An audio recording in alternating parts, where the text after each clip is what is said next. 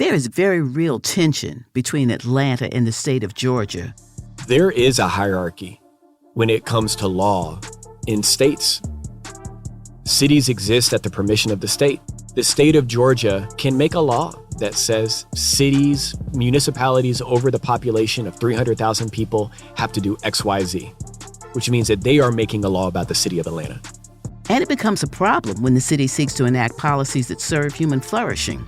Atlanta is oftentimes hung up by decisions that are made in the Capitol, which is literally just across the street from City Hall. In order to have real power, you have to have state power.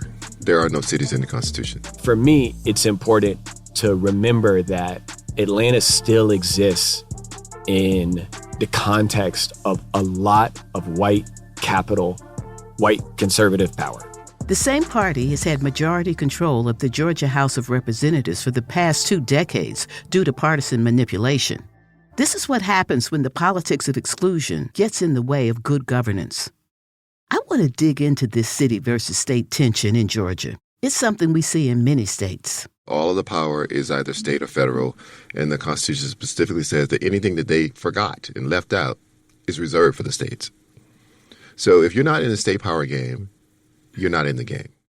How do we get actual democracy at the state level where so many decisions are made? And what strategies, old and new, can we learn from people working on the ground in Georgia? I'm Angela Glover Blackwell. This is Reimagining Democracy for a Good Life, Chapter 5, No Cities in the Constitution.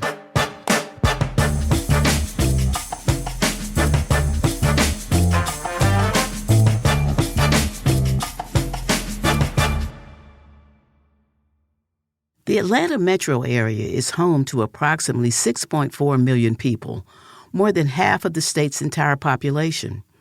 But Atlanta is not Georgia. Earlier this season, we talked about the impact that policies enacted by Black mayors have had on Atlanta. But in Georgia, many laws, like increasing the minimum wage for all, can be made only at the state level. Even with affordable housing, the state limits how much the city can do.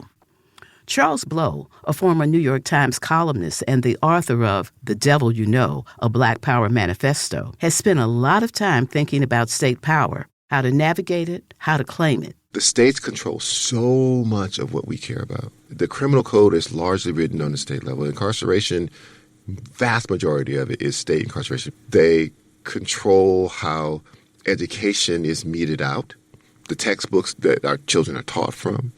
They control a large chunk of health care and access to it. State laws that limit local control aren't a one-off thing. They're a constant threat, a stark reality for those fighting for policies designed for the well-being of everyone.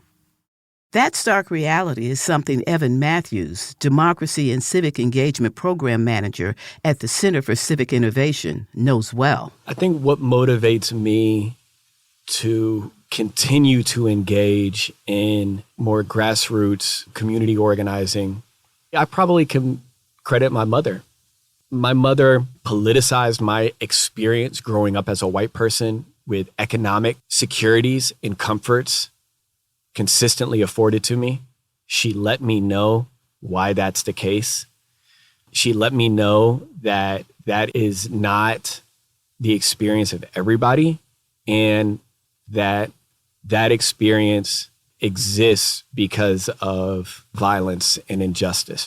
These lessons that Evan learned early on fuel his work and inform how he understands and confronts the challenges that exist between city and state. We are in a very precarious position with the state of Georgia. We are always at risk of, we might take your airport away. In 2019, the Georgia State Senate actually passed a bill that would allow the state to take over the airport's operations. As we've mentioned in previous episodes, the Atlanta airport is a big deal. Since 1925, when an abandoned racetrack was transformed into an airfield, the airport has been run by the city.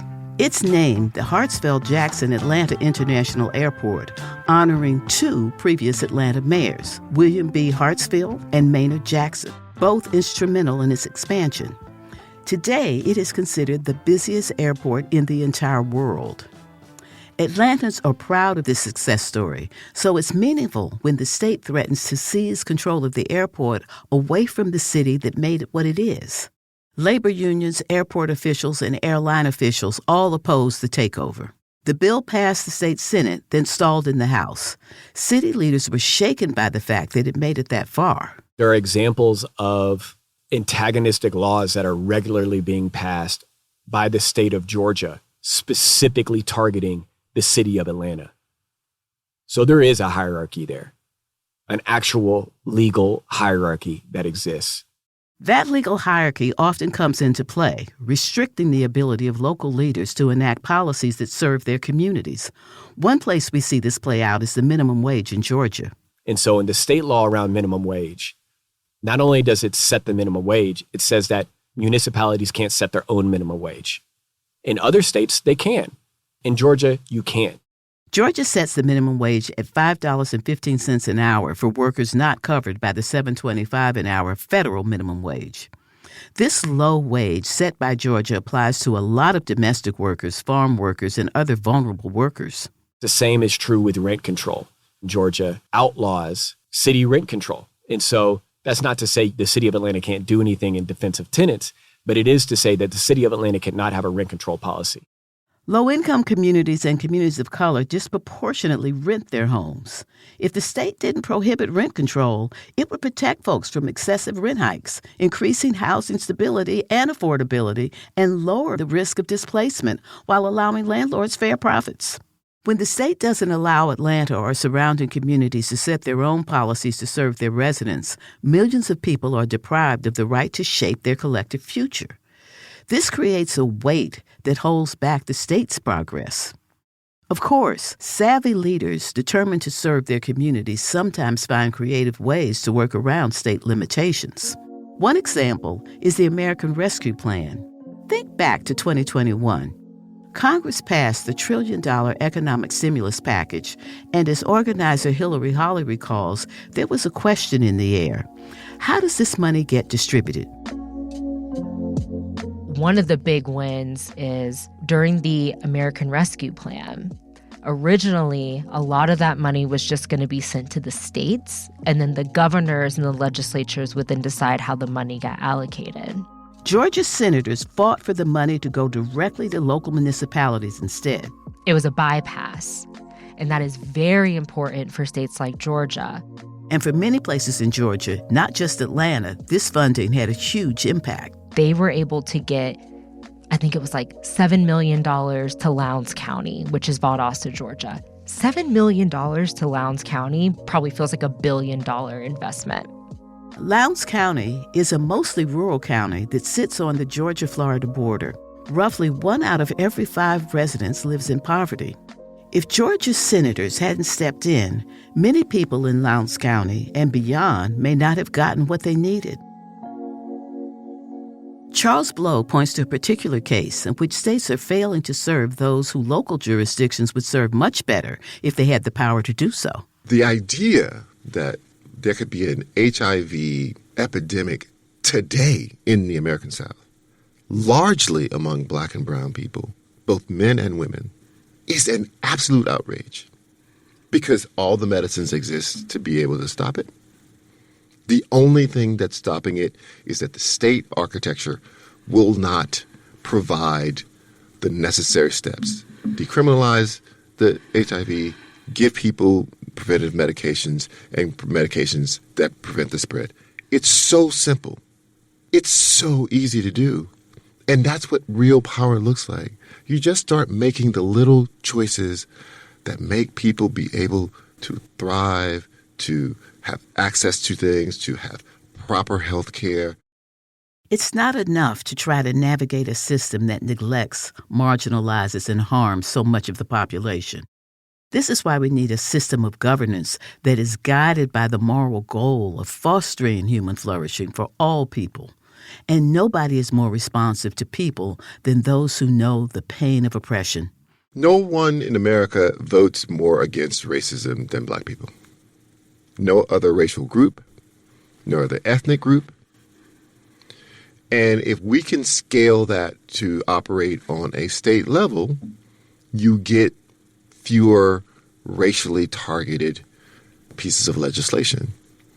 That is how you inch closer to a truly free electorate on a state level. In his book, The Devil You Know, he lays out how Black people can scale their presence and their power across the South. Charles Blow's answer is for Black people to reverse migrate. 5 years ago, I moved from Brooklyn to Atlanta. I moved while I was finishing writing a book about advocating for Black people to move back from destination cities that they had migrated to largely during the Great Migration and back to the southern states from which they or their ancestors had come, and to do so as a way of concentrating political power. Political power that can build statewide electoral power. After the Civil War, 3 of those southern states were majority Black. Louisiana, Mississippi, and South Carolina. And a handful of others were within striking distance of being majority Black. And that had meant that during Reconstruction, Black people wielded a lot of power in those states. We often think about Reconstruction as what was happening in Washington. We think about the Reconstruction Amendments and what the federal government was doing. But we don't give enough credence to the power that Black people in the states actually were able to wield and the pressure they were able to apply that made people think differently and act differently, and to enact for, that brief window, enact legislation that was far more open to equality. And the power they wielded for the 12 years of Reconstruction in the South shaped the nation for the better. It included the establishment of public education for all children and funding for public health. But when Reconstruction ended, the violence and racist policies of Jim Crow reestablished white supremacy in the South and removed policies that were serving everyone. The resurgence of white supremacy prompted a Black exodus. Between 1910 and 1970, nearly half of Black people living in the South moved north. Once they got there, they didn't always find what they expected. Moving away from the South to the North was supposed to, and did, offer for a while more civic engagement, more political opportunity, better wages, access to different, better kinds of employment. But they also met a population of white people who started to behave exactly like the white people they had left. When Dr. King moved to Chicago, he was doing so to fight for fair housing. And as he said in his own words, when they threw everything they could find at him and knocked him to the ground when they hit him in the head, he had never seen anything as vicious as that. Because when they would show up in a southern city, 100 Klansmen or something might be there and intimidate and maybe even be violent. There were thousands of people when they marched in Chicago. He had never seen anything like that. He also wrote this in the Saturday Post about how the riots had broken out in the 60s post the civil rights legislations, the Civil Rights Act and the Voting Rights Act. And he believed, and I believe he was correct, that what it did was expose for the people who had left the South that change was happening there, but it was not happening for them, that they were trapped in slums that were not changing, and that this movement that everyone was cheering was a regional movement and largely benefited people in that region, but did not extend to Watts and did not extend to Chicago and did not extend to Harlem. And so the hangover of all of that is still present. Fast forward to present day, and what you find are many pockets of Black power in the South, largely concentrated in cities with large Black and increasingly multiracial populations. When you talk about the municipal South being largely Black, it's hard to find a capital city or even a major city in the American South that is not in Florida or Texas that isn't majority Black or close to it, doesn't have a Black mayor or used to have one, doesn't have a Black police chief or used to have one. I mean, it's incredible, but they exist kind of as an archipelago. So it's like these safe spaces, islands, in the middle of all this unnegotiable water. So how does Charles imagine transforming that water? The big pitch that I'm making is that in order to have real power, you have to have state power. Mm-hmm. People don't always think about state power when they think about moving. They think about moving to cities. They don't necessarily think about the whole state. So I guess I'm planting the seed and hoping people have that conversation and that it becomes one metric among all of their other reasons for relocation. And the way Charles sees it, being a part of a critical mass would free Black people from oppression and allow us to claim the freedom that this nation's democracy promised from the beginning. My framing of it is power within the country to find spaces for Black people to live freely without the burden of white supremacy. And when I talk about that, I'm very clear that does not mean that I'm advancing some idea of a utopia. If racial majorities guaranteed utopia, Wyoming would have no crime, every kid would go to school for free, there would be no poverty, there'd be no hunger. That's not the case. So the same would be true of Vermont. 90+% of the people in those states are white. Yet every white person is not living in a utopia. Racial majorities does not give you utopia. What it does give you is not having the added burden of racial subjugation, racial oppression. And I just want Black people to get to that point where they live in a society that they start from that same starting place. When I talk about democracy in service of human flourishing, I'm really trying to focus democracy on its North Star. You just hit on it when you talked about Black power being able to live without being under the constant weight of white supremacy and racial oppression. Yes. And then what? And then what do we do once we get out from under that weight? That is freedom to me in a democracy. You use the word flourishing. My definition doesn't include the word flourishing. Maybe you flourish. Maybe you don't. Maybe you start in one state and it goes swimmingly well. In another state, it doesn't. Those are the ups and downs of humanity. There are great leaders in society, regardless of race. There are scoundrels in societies, regardless of race. But if we never get to the point where the oppression is on top of the normal fluctuations of the normal variety of humanity, we never know who we are and what we can do and what it looks like. I want Black people to be able to fail, spectacularly even. But because it was a bad choice that the person made, and we see them as a person, not as a Black person, I want them to be able to succeed spectacularly just because they are human beings. And that will come out of humanity if you take the shackles off of it. That's what freedom looks like to me. The ability to fail, to fall down and get back up. Nobody blames that on some inherent inability, inherent flaw. It is just because these are humans.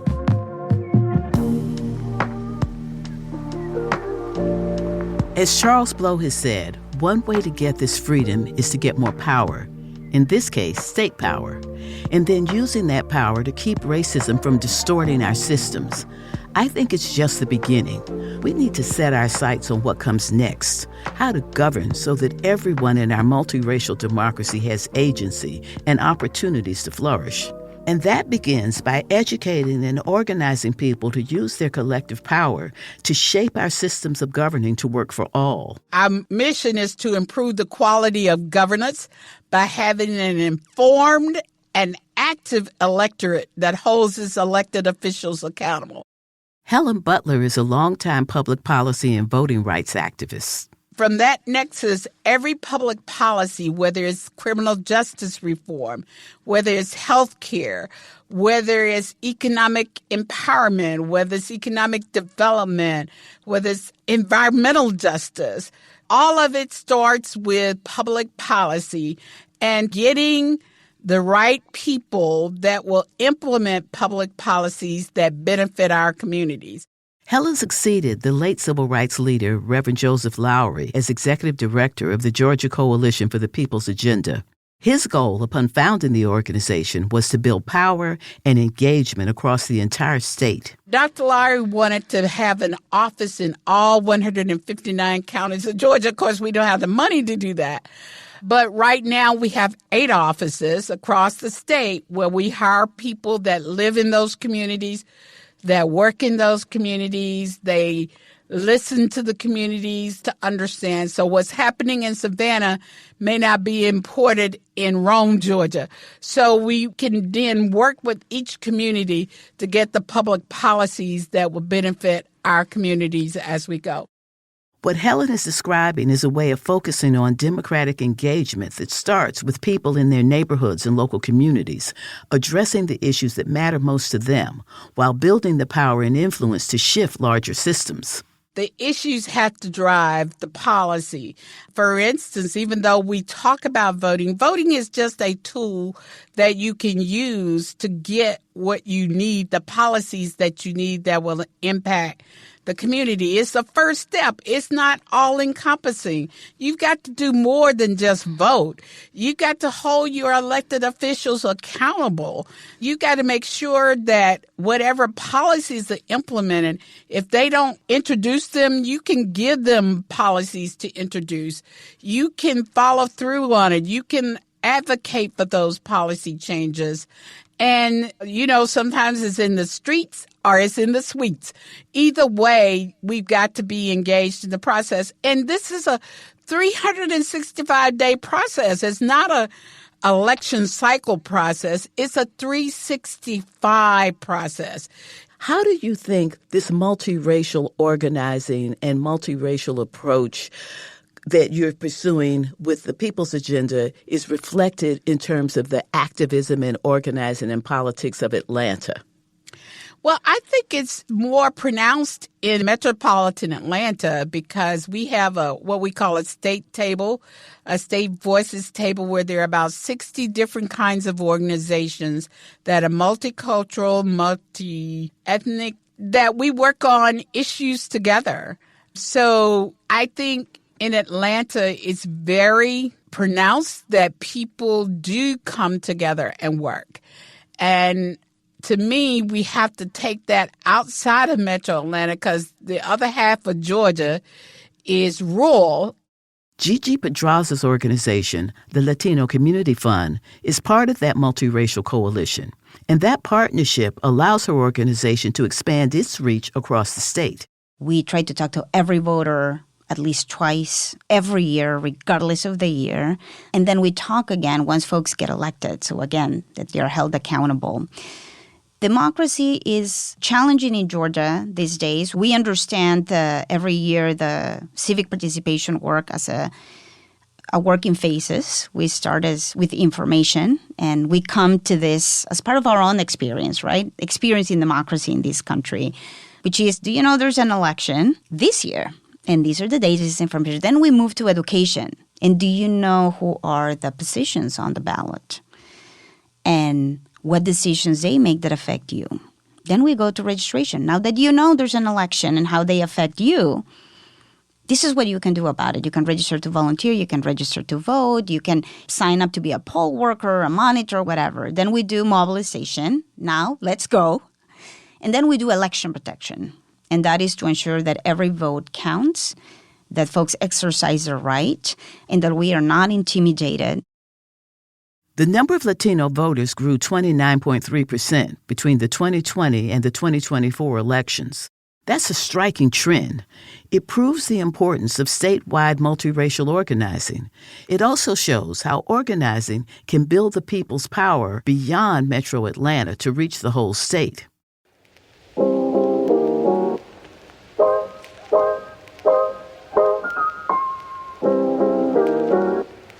When we talk about state versus city power, the need for voter mobilization looms large. This year, in 2026, Georgians will elect a new governor. It's another decisive moment. This November, millions of Americans will cast their votes in what's shaping up to be a big midterm election. That means it is open season for Democrats and Republicans on who will be the state's new leaders. Recent Georgia gubernatorial races have certainly captured national attention and imagination. Let me take you back to one that got all eyes on Georgia and holds a lot of value as we navigate future elections. It was 2018, and a candidate named Stacey Abrams was running for governor. Abrams became a member of the Georgia House of Representatives in 2007, representing a district in Metro Atlanta. From 2011 to 2017, she served as the minority leader of the Georgia House of Representatives. At the time, Republicans outnumbered Democrats nearly 2-1. In 2018, Abrams set her sights on the governor's seat and became the first Black woman in the United States to become a major party's nominee for governor. Hillary Holley was part of her team at that time, serving as the campaign's senior digital strategist.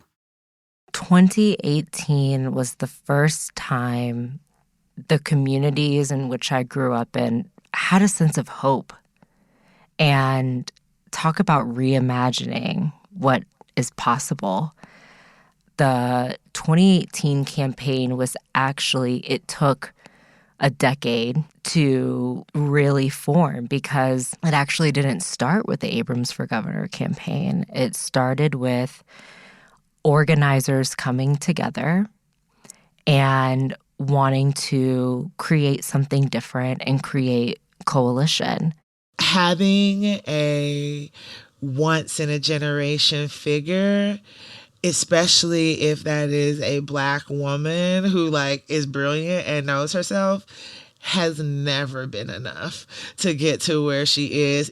Ufot is the activist and community organizer who we heard from in previous episodes. It was never going to be enough to get to where she is. And it has to be supplemented by organization and strategy that is designed to overcome the hurdles that we already know exist in the Deep South and in these United States. During Abrams' 2018 run for governor, Nsé was the chief executive officer of the New Georgia Project, a voter support and legal action nonprofit organization that Abrams founded back in 2013. She was serious about gaining power and had a plan to go about getting it. And it included preparing the turf, being sober and clear about the waters in which we swim and having a plan for it that wasn't emotional or sentimental, that it was rooted in strategy. A foundational piece of that strategy was empowering Black people and other people of color to make their voices count, figuratively and literally. She had the foresight years before she ever ran to say that if I ever were going to have a shot, we're going to have to close this racialized voter registration gap in Georgia. That I'm looking at historical races and the winning Republican beat the losing Democrat by an average of about 250,000 votes. And that's been over the past 10 cycles, right? So 250,000 seems to be the vote margin in Georgia. And at the same time, I'm looking and it's 1.2 million African Americans and Latinos, people of color, who are eligible to vote and completely unregistered in Georgia. So you mean to tell me that there are 5 times the number of Black folks and other people of color that are out there that are eligible to vote, but not registered, that if we registered them all, what would that look like? Georgia's elections would be more competitive, and we might be able to elect America's first Black woman governor. On May 22, 2018, Stacey Abrams won the Democratic primary and took to the stage. And I know you know that as our state's rich and complicated history courses through our memories on nights like tonight when the unexpected becomes the truth,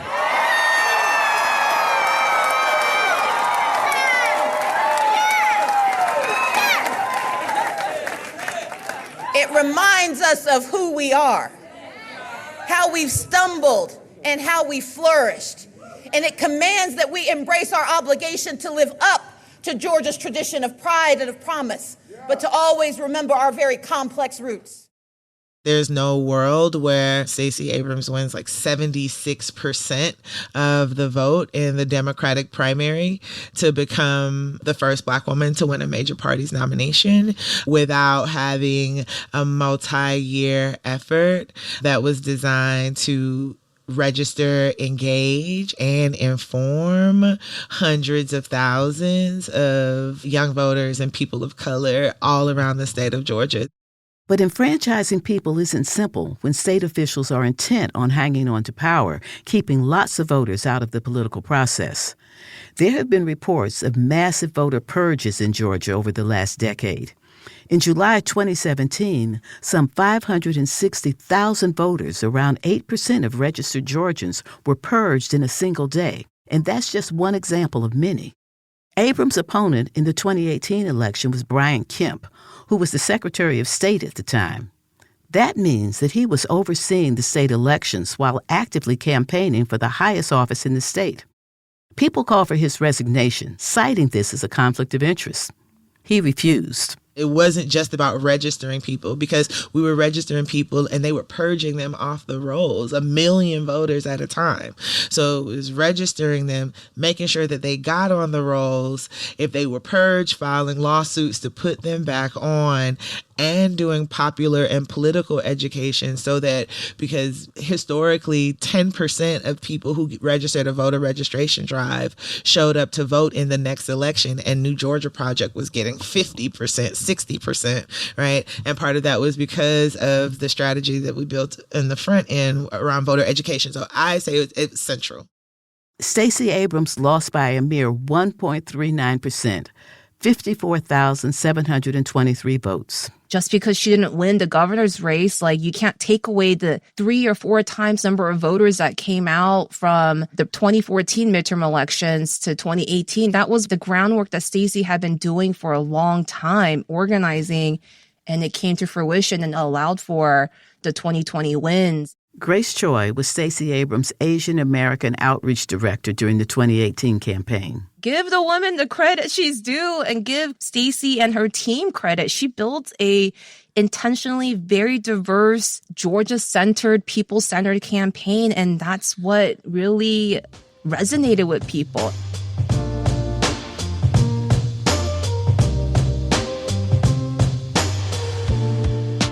It's impossible to overstate the lasting influence of Stacey Abrams' 2018 campaign. She opened a window for what a multiracial democracy could look like in Georgia. Through multiracial organizing and community engagement, voter turnout was boosted across the state, contributing to a growing diversity in the legislature and the election of people who campaigned on justice, fairness, and opportunity. 2 years later, Georgia's significant 2020 election was the result of all this democratic work. It was the first time in history that Black people had led a coalition that flipped the state. It was also the first time in American history that Black people had led a coalition that elected a senator. And they didn't do it just one senator, they led it to elect 2, one Black and one Jewish. The 2020 wins hold deep meaning for organizers like Aisha Yaqoob Mahmood, the former executive director of the Asian American Advocacy Fund. It really proved to us not just that our communities can have an outsized impact in the state of politics, not just in Georgia, but also federally, but it also proved that if we are invested in and if people actually give a shit about us, we can do really cool things. And I try to remind people of that. We didn't just win in 2020 because we just had the opportunity. We won in 2020 because people actually helped us and we got the resources and we got the support and we were able to come together in a really crucial moment to fight for the things that we all wanted. And we won. And it wasn't by accident. Stacey Abrams' run also inspired many new people to run for state office. I have a friend who was a super volunteer. Now he's a state rep. But who would have thought? Now we have like almost a dozen state reps and state senators who are Asian American in Georgia. And that only happened in the last couple of cycles. Currently, Georgia has 11 state legislators of Asian descent. That's more than in the California legislature. People of Asian descent represent 4.5% of Georgia's population, compared to 10% of California's. In fact, the current makeup of the state assembly is the most diverse in Georgia's history. 39% of the members are people of color. Grace Choi gives credit for some of this progress to a legacy of work, including that of Stacey Abrams. She's a mentor to many people, and she's mentored Asian Americans, Latinos, Jewish, LGBTQ, like white people. And I know she's been mentored by John Lewis and many other greats too. And so it's just, we're building on what many, many people before us have built. Aisha was one of many who were emboldened to run because of the example set by Stacey Abrams. Coming into 2018, I had no thought that I would even be running for office. It wasn't on my mind. It was never in the cards. And come February, I hear that my representative, who had been in office since before I was born, was finally going to retire, and it would be an open seat. And because Stacey Abrams was on the top of the ballot that year, I thought, okay, like maybe I can do this. Like if Stacey can put herself out there and run for governor in a place like Georgia, like the least I can do is run for a small state house seat in Gwinnett County. And so I did. I threw my hat in the ring. District 97 in the Georgia House of Representatives was a Republican stronghold. She made it through her primary, then lost in the general.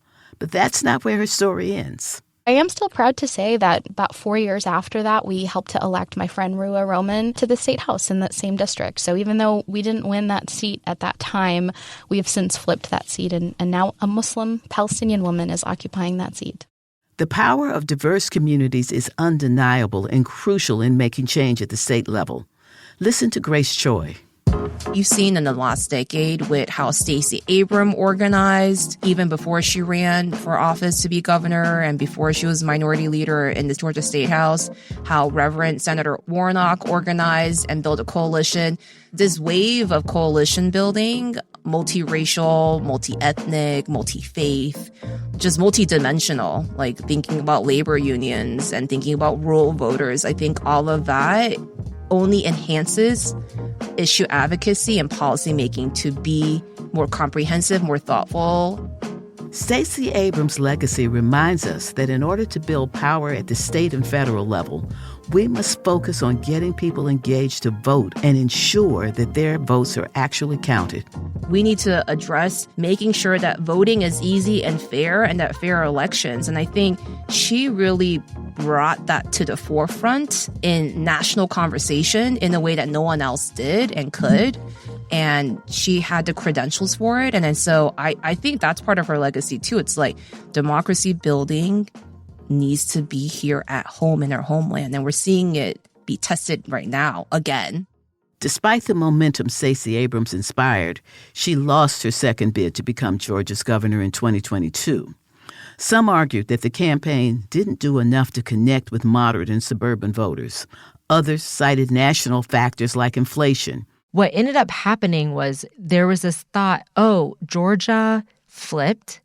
It now has enough money to be this purple or blue swing state. So let's not really continue to invest in that way because they're fine now. So then here comes 2022. Many of these community organizations have to scale down. And next thing you know, what do we see? We see Warnock barely able to win a runoff against Herschel Walker.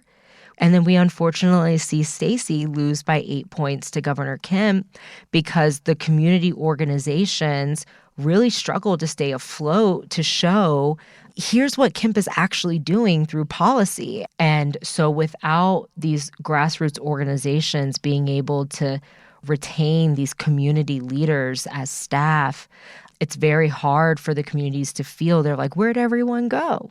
And that then shows up in voter turnout. The 2022 election results could have been the product of a number of things, but many people I've spoken to point to what happened following the 2020 wins. We can't underestimate how devastating and frightful that was for white supremacy in this country. Charles Blow again. As soon as that happened, state legislatures in Georgia, but also around the country, rushed into state houses trying to find ways to restrict voting more. Some of the voting restrictions passed by the Georgia legislature and signed into law by Governor Brian Kemp include allowing voters to be removed from the rolls 45 days before an election, even though the National Voter Registration Act bans removal of voters within 90 days. Allowing local election officials to use fewer voting machines instead of following the previous mandatory minimum of one machine per 250 registered voters, and prohibiting anyone from providing food and water to those waiting in long lines to vote. Stacey Abrams called these new restrictions, quote, blatantly unconstitutional and nothing less than Jim Crow 2.0, close quote. The work to protect our democracy continues. We've been doing a lot of things to protect that right to vote. Helen Butler and the Georgia Coalition for the People's Agenda have used legal and economic pressure to protect voters in Georgia. The civil rights movement used several techniques. They used the streets, and they used the courts, and they used their economic power, the boycott power. So we're trying to use the court system to deal with the state. But of course, when you have legislators that write the laws, it's different than when you have governors that appoint the judges, because the judges don't finish their terms. They resign early, so the governor gets to appoint. We need to change those kinds of laws. So we're trying to deal with it from a legal perspective, I think, more so than others. But we have occasionally decided that we want to put pressure on major corporations through our economic power to have them put pressure on the governor, the state legislature, the speaker of the House, the lieutenant governor, those kinds of things. So you have to use different techniques. You got to know how everything works so that you know how to attack it and make it better. This is a lot of work. Ensuring free and fair access to voting, engaging with politicians on an ongoing basis, educating the public on their rights and how to address their legislators. All of this takes time, money, and people power. For Gigi Pedraza, advocating for health care, better wages, and worker protections appeals to a cultural sense of community. It's not just about you. It's about your neighbors. It's about your colleagues. It's about your families. I think when we make decisions, and people from Latin America, we are a society that's less individualistic. We're a society that's more collectivist. So that message resonates. This is what we do as a community. We protect each other. We support each other. This is one more way that you can show up. This collective spirit is powerful. If we can build multiracial coalitions, if we can harness the power of our interconnected communities, if we can protect the right to vote and organize people to vote and hold leaders accountable, we can overcome the city versus state dilemma. And we can do all of this with the recognition that ultimately our successes and our losses as a city, region, state, and nation are shared. I asked Helen Butler how she's feeling about the future of democracy, and I was inspired by her response. I am really encouraged, and I know a lot of people are getting discouraged because they don't see the political system and the governmental system working for them. But to me, helping the young people to understand that government is you. It is you as the people. And when we as the people come together, I know Dr. Lowry, who was my mentor, had a saying that as one organization, we're like a finger we can poke and make a dent. But if all of the organizations come together, we have a mighty fist that has more power. So if we come together as people, multicultural people, we can do anything and change anything. And I think that's the only way we're going to have democracy. As I said in the beginning of this chapter, Atlanta isn't Georgia.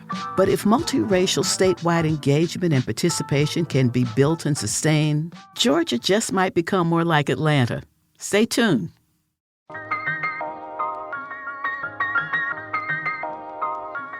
What if you don't just show up in the future, but eagerly embrace a future you helped design?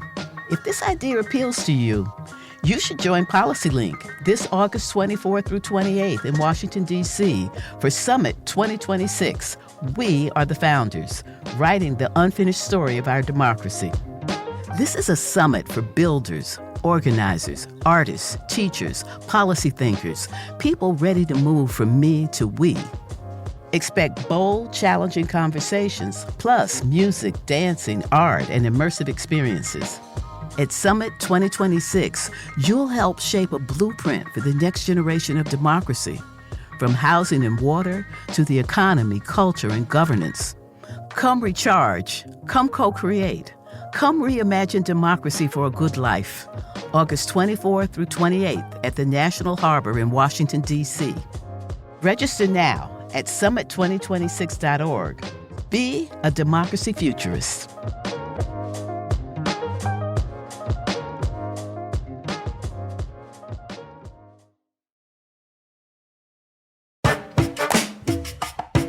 On the next chapter of Reimagining Democracy for a Good Life, the South still got something to say.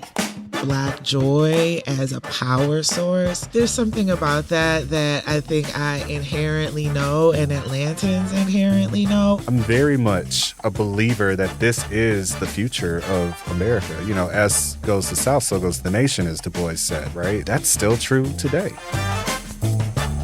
Reimagining Democracy for a Good Life is a podcast created by PolicyLink. We are grateful for the PolicyLink funders whose support allows us to produce this show. For a transcript of the episodes and more resources, visit policylink.org.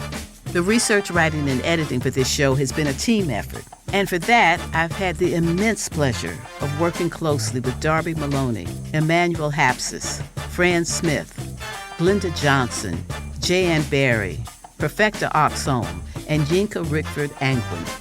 Our senior managing producer is Camila Kashani. Fact-checking is Will Tavlin. Legal review by Prager Law.